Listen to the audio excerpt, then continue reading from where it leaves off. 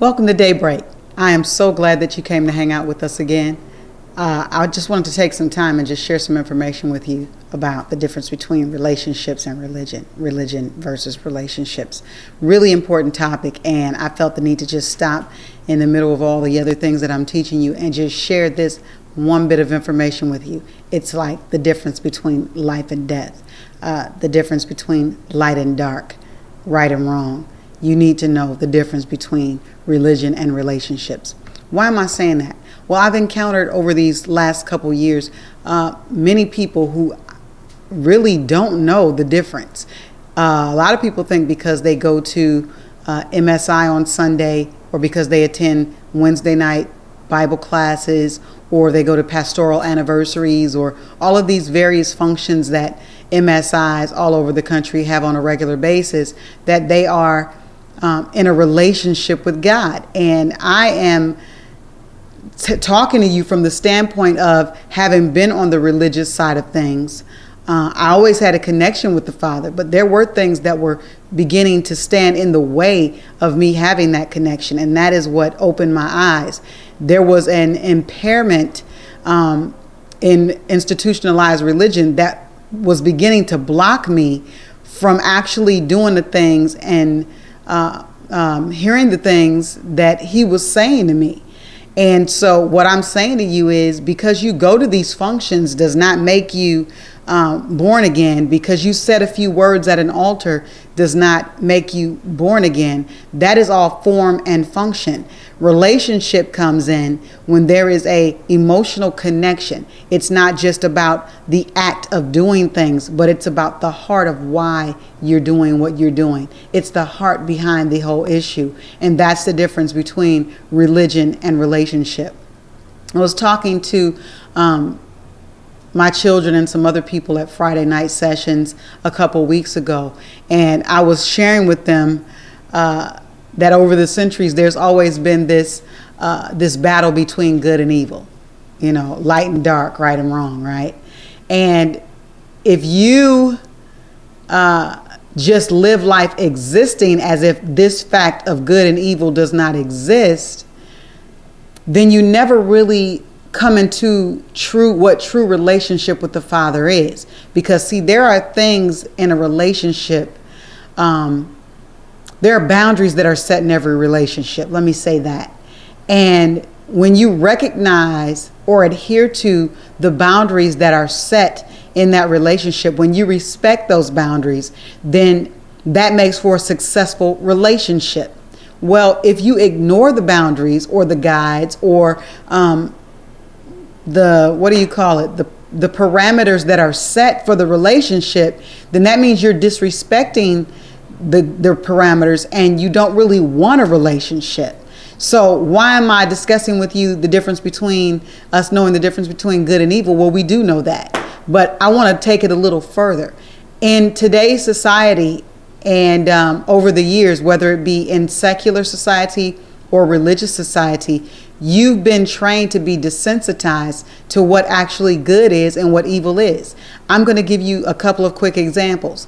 In movies, in cartoons. When I was growing up, we had a cartoon where you would see several cartoons where a guy was getting ready to make a decision or something coming down to the wire and he had to decide something. And you would see the angel on one shoulder and a demon on the other shoulder. Well, that was actually good versus evil, and that's a clear picture of good versus evil.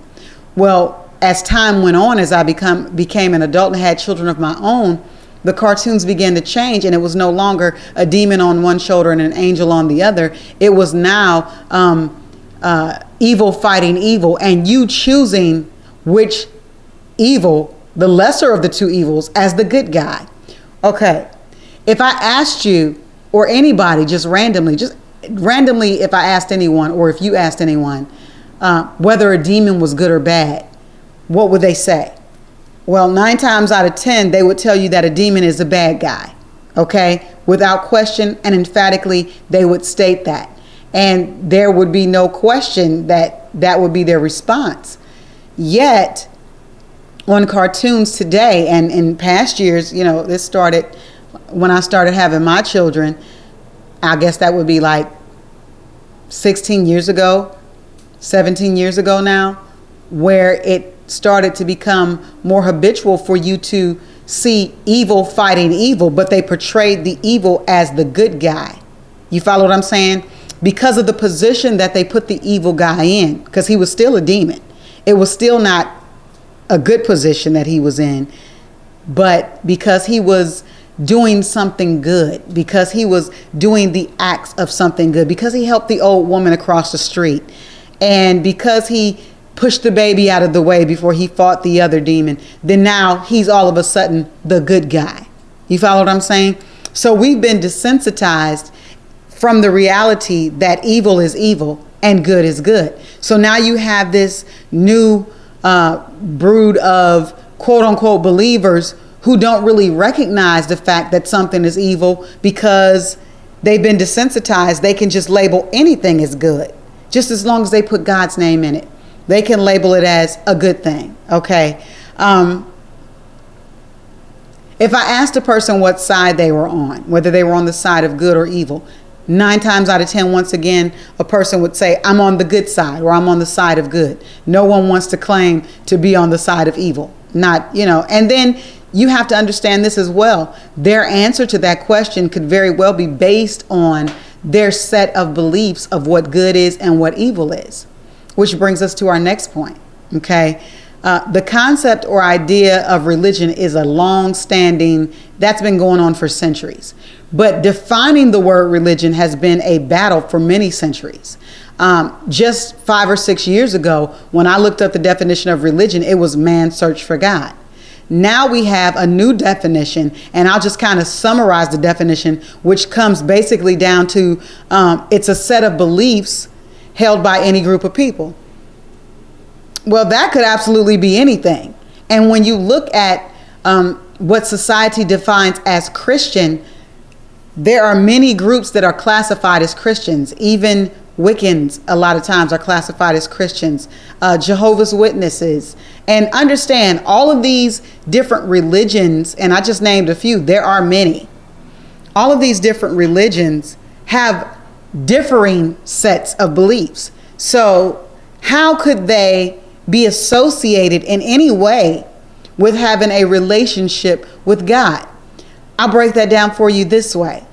I'm in a relationship with my husband, and we have a set of parameters. We have a set of beliefs in our relationship that talks about fidelity and being committed to one another. And we agree. Our set of beliefs agree that we should be committed to only each other in the relationship, in the marital relationship. We don't have an open relationship where it's okay if he sees people and it's fine if I see people. That is a direct violation of the relationship that we've established. It's a direct violation of the covenant that we've made with one another in the relationship, because the parameters are set, and they say that our set of beliefs are what they are.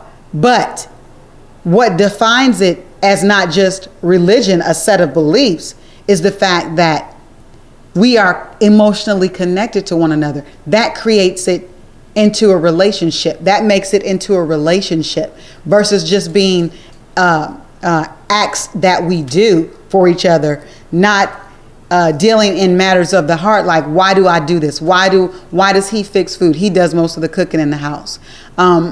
Why do I wash the clothes? Why do I clean? Why, you know what I'm saying? It's just mechanical. It's religion when it's only mechanical. It becomes relationship when you are emotionally connected in a way. You follow what I'm saying? Anything that emotionally connects you becomes relational. It becomes a relationship.